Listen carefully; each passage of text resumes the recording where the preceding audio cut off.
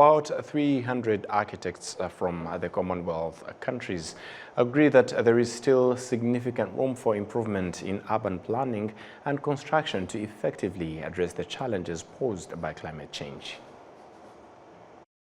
Architects, university lecturers, and construction experts from English-speaking countries have highlighted widespread issues such as poorly constructed buildings, inefficient use of land in construction, and the prevalence of unused buildings.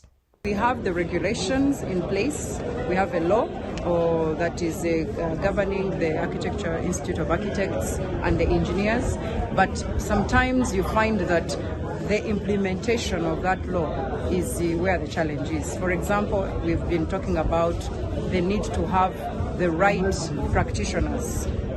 If you are a professional architect, what are you supposed to have? You are registered. But right now, we have people who are not registered that are practicing. And sometimes you find that they are the same ones who are being given different projects. And so we are really requesting that if together with the government, we can be able to streamline practice and policy. When urbanization is happening, climate change is likely to happen due to many other factors.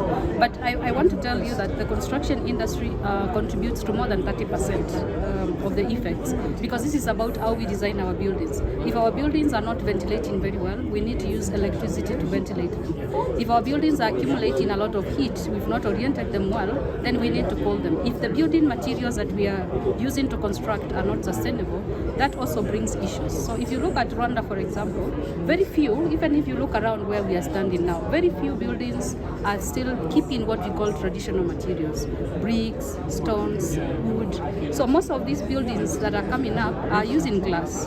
Now this glass is not made here in Rwanda, they are importing it from China, from elsewhere. What needs to be done is that we need to identify the areas of flow, greater flow, where the crops and the people who are living for so many years need to be shifted, I would say, so that the climate change effect on watercourses are reduced, minimize the human suffering, as well as agriculture, forest, and so on. During the 3-day symposium and General Assembly of the Commonwealth Association of Architects that brought together about 300 professionals in this sector, they urged governments to take keen measures regarding the construction of buildings, especially in cities.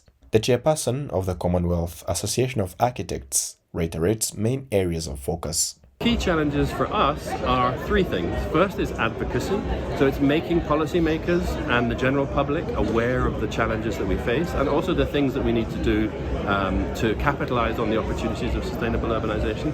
The second is building capacity, so helping to ensure that built environment professionals have the right skills, that we also support those in the field that are dealing with these challenges on a day-to-day basis. And the third is climate action, because climate change affects all of us.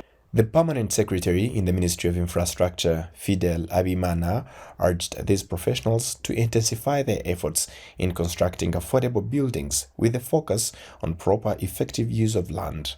Rwanda ni igihugu kidafite ubutaka bunini. Rwanda does not have excessive land. For that reason, we need to start thinking of ways to construct upwards in order to utilize our land effectively. At the same time, those buildings must be environmentally friendly by using less energy and reducing the equipment that damage the environment. Since all the stakeholders are present in this conference, we think that through it we'll have ideas that can help us. Architecture still encounters challenges such as practitioners without formal training, individuals working outside professional associations, and those who disregard construction guidelines.